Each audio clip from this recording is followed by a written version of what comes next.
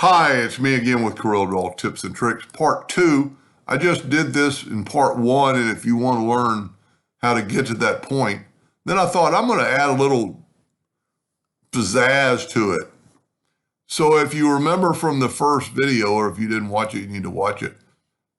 We're going to take this shape, and I'm going to left-click, right-click, and I'm going to alter it a little bit. You see all the nodes from the boxes we provided or made.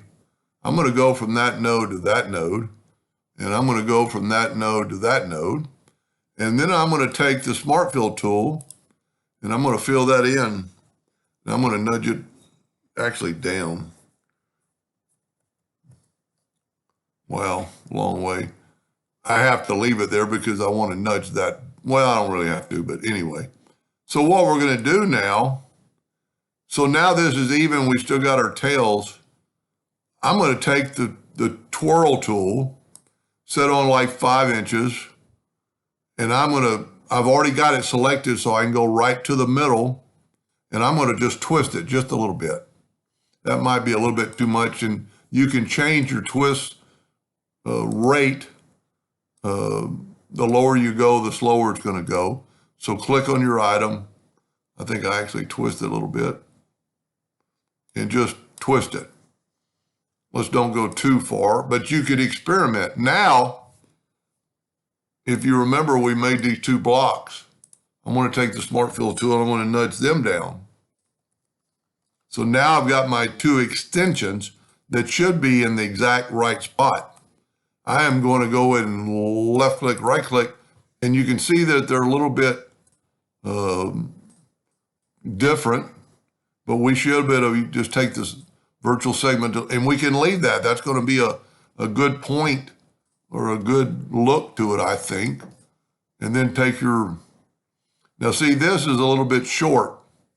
We don't care, we need this. We don't really care about what that looks like, or we do, but we're going to take the shape tool and I'm actually going to bring that down. Then I'm going to take the virtual segment delete key and delete that. Now, the best way to do this is Smart Fill and put it up, just nudging up. Actually, let's put it back, get rid of our graphic.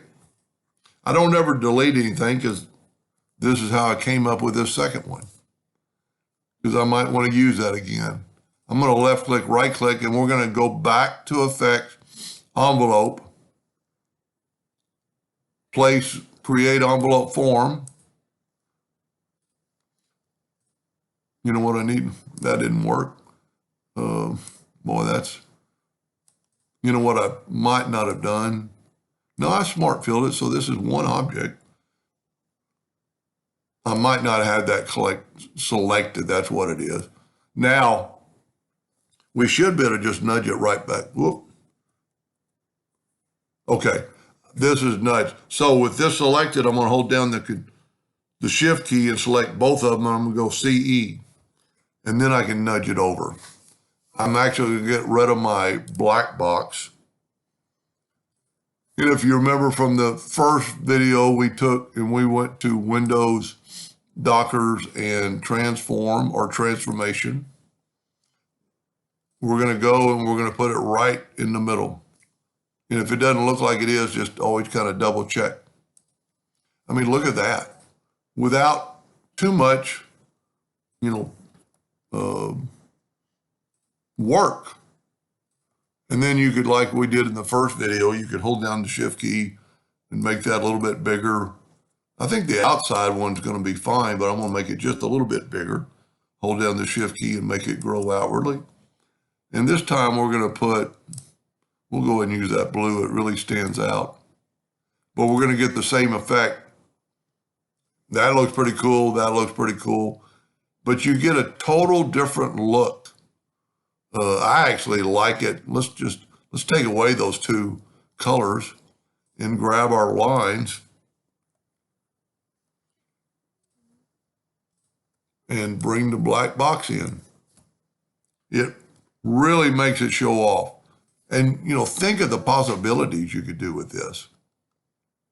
Anyway, I hope that helped just a little bit, and thank you for watching.